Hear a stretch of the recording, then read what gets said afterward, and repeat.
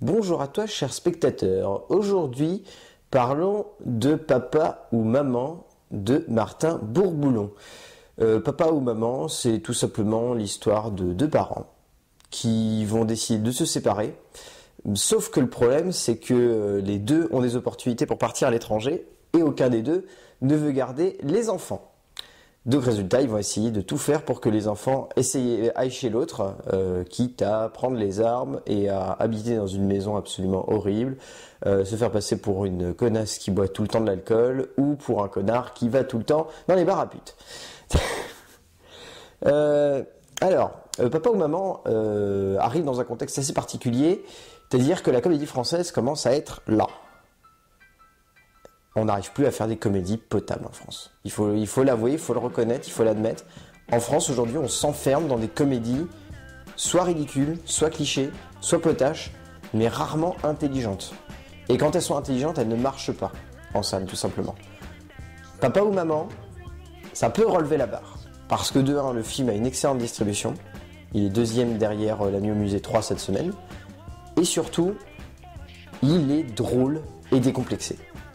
Ce qui fait la force de Papa ou Maman avant tout, c'est le fait que du début à la fin du film, il n'y a pas une touche de drame.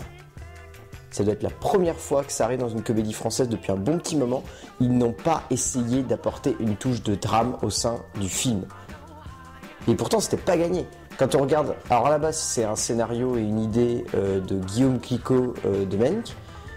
Et surtout, les deux scénaristes, ça c'est à noter, sont Alexandre de la Patelière et Mathieu Delaporte, aidé par Jérôme Fensten.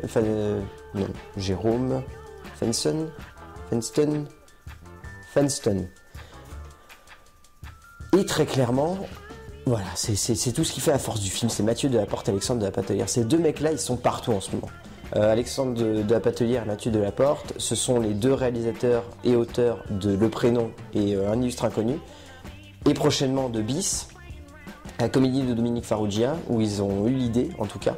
Mais ces mecs-là sont super présents dans le paysage de visuel français en ce moment. On sent que c'est les deux scénaristes auxquels tout le monde font appel pour écrire une comédie qui soit bien et qui soit surtout inspirée.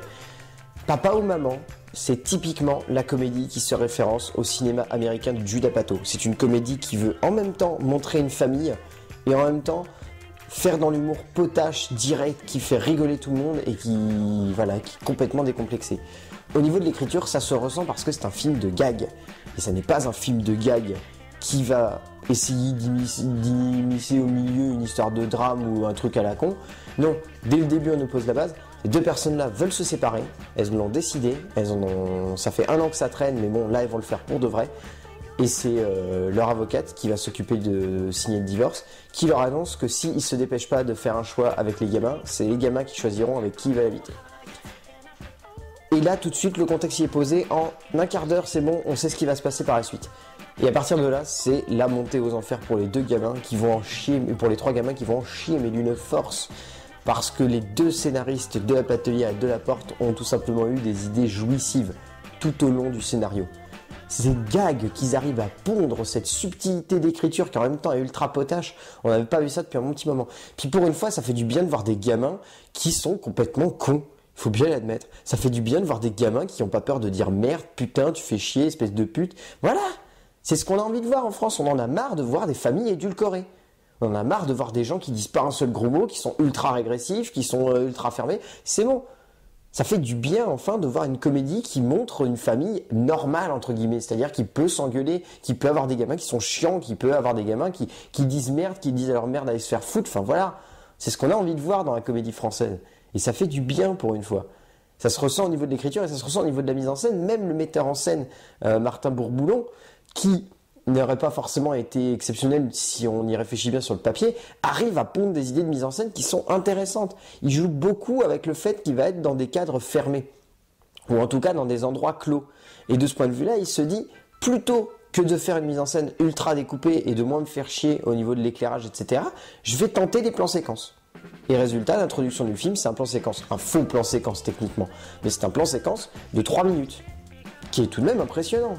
Pour le cinéma français, ça reste impressionnant. On a tendance à de moins en moins voir ça. Des plans séquences ultra travaillés. Parce que ce plan séquence-là est totalement en mouvement. Et résultat, ça apporte beaucoup d'intensité. Et ça apporte beaucoup de drôlerie à la scène. C'est vraiment intéressant.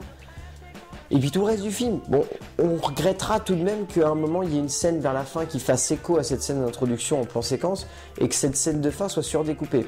Ce qui peut, entre guillemets, montrer l'évolution des deux personnages, mais ça renforce pas l'appui dramaturgique qu'on aurait aimé avoir. Mais ça, c'est qu'un détail. Tout le reste du temps, Bourboulon essaye vraiment de faire ressortir les gags en les filmant avec le plus de véracité et d'objectivité possible pour aider le spectateur à se taper le cul par terre, tout simplement. Et c'est ça qui plaît tout simplement dans Papa ou Maman. C'est le fait de voir que du début à la fin du film, on n'a pas la sensation de se faire arnaquer en ayant que une blague par-ci, une blague par-là, et puis au milieu un gros drame sur deux parents qui essayent de retrouver une vie normale. Non, pour une fois on a vraiment une comédie qui joue le côté potage du début à la fin. Le seul petit défaut, et là on revient à l'écriture, c'est peut-être les personnages secondaires qui sont pas très fouillés, qui sont plutôt trop appuyés. On va dire notamment le personnage de la maîtresse du père qui est pas vraiment réussi et plutôt lourd, il faut bien l'admettre malheureusement. Et du côté de la mère, c'est on va dire le personnage du second du chantier qui apparaît quelques instants et qui aurait pu être plus fouillé et qui est vraiment laissé au second plan, donc c'est un peu dommage. Mais à côté, le film a beaucoup d'acteurs secondaires et de ce point de vue-là, a très peu d'acteurs secondaires justement, donc de ce point de vue-là, ça dérange pas trop. Ce qui fait évidemment la force du film, c'est le casting, avec en avant surtout les deux parents. Un exceptionnel Laurent Lafitte qui est hilarant du début à la fin, mais il n'a plus rien à prouver. Il a prouvé l'année dernière que le film 16 ans ou presque, c'était quasiment que lui qui le portait parce que sinon le film était ridicule et débile. Et s'il n'avait pas été là, le film n'aurait pas été intéressant et lui, il arrivait vraiment à porter le film. Et là, résultat, il le montre encore une fois, il arrive à porter un film. Il est à mourir de rire et il est vraiment excellent. Pareil pour Marina Foïs. Quel meilleur choix que de prendre Marina Foïs, une ancienne des Robins des Bois, qui est capable de t'enchaîner des gags et des vannes, mais à une vitesse folle, et surtout de jouer la connasse avec une force absolument hallucinante. Elle a un vrai talent pour ça. Au niveau acteurs secondaires, on retient surtout Anne Leny et Michel Villermoz, l'avocate et on va dire le patron de la mère, qui sont vraiment tous les deux excellents, vraiment très très bien, qui campent des personnages qui sont très clichés mais qui fonctionnent vraiment à mort du début à la fin, donc c'est cool. Et puis donc il y a les trois gamins. On a obligé de ressortir les notes parce qu'il y en a trois. Alexandre Desrousseaux, Anna Lemarchand et Achille Potier. Ces trois-là, c'est des perles. Ils sont en même temps très simples et en même temps vraiment à fond dans leur personnage. Ce qui fait qu'ils ne sont pas relayés au second plan et grâce à ça, ils peuvent donner des interprétations qui évoluent au fil du temps. Contrairement à beaucoup d'autres films où on a la sensation que les gamins sont un peu laissés au second plan et donc résultat n'arrivent pas à s'immerger totalement dans les personnages. Là, ils y arrivent et résultat, ça rend vraiment bien à l'écran. Donc oui, Papa ou Maman, c'est une bonne surprise. On s'y attendait pas vraiment à se faire surprendre par une comédie comme ça, surtout en sachant que c'est le coup de cœur de tout le monde et d'habitude les coups de cœur, c'est voilà, on s'en méfie comme de la peste. Et là, pour une fois, c'est un bon coup de cœur, c'est vraiment intéressant. C'est drôle, c'est potache, c'est direct, c'est très à l'américaine et c'est ça qui fait la force du film. Enfin ouais, Papa ou Maman de Martin Bourboulon, c'est vraiment une bonne comédie, un bon moment de détente. C'est à voir. C'est à voir pour le croire, on pourrait presque dire. A plus.